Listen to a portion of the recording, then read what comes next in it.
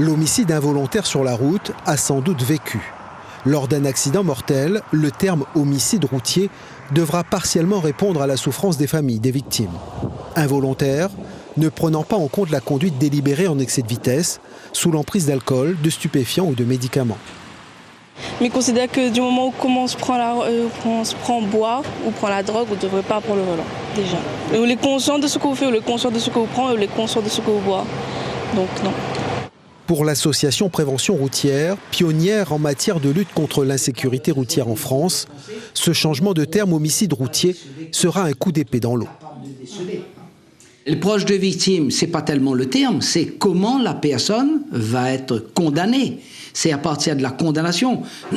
Actuellement, quand vous voyez qu'une personne a commis un délit par homicide involontaire, la personne a 6 mois de prison, qui est aménageable, c'est rien du tout.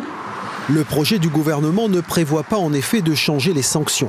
Un homicide involontaire sur la route peut exposer notamment à 5 ans d'emprisonnement, 7 s'il y a une circonstance aggravante comme l'alcool, 10 s'il y en a plusieurs.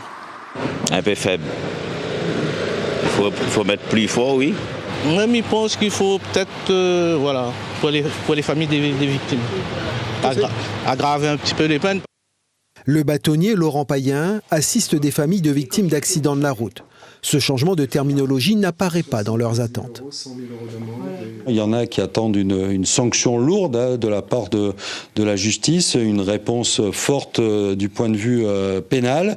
Et il y en a d'autres pour qui ça n'est absolument pas le cas. Ils ont besoin d'entendre l'auteur s'exprimer, d'essayer de comprendre ce qui s'est passé, de ressentir aussi une certaine compassion pour la victime, pour eux.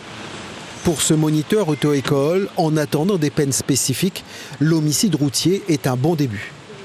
Il donnerait l'exemple que c'est pas parce qu'on est en voiture qu'on fait n'importe quoi. Voilà, c'est pas comme où tu quelqu'un, laissez-moi pas comme tu avec un fusil ou un coup de couteau ou autre, mais le résultat c'est le même. Donc c'est pas un endroit où mourir. La route pour moi c'est pas un endroit où mourir. Entre le 1er janvier 2023 et le 31 mai, 15 personnes sont mortes sur les routes. 50% des conducteurs étaient alcoolisés, 7% avaient consommé des stupéfiants.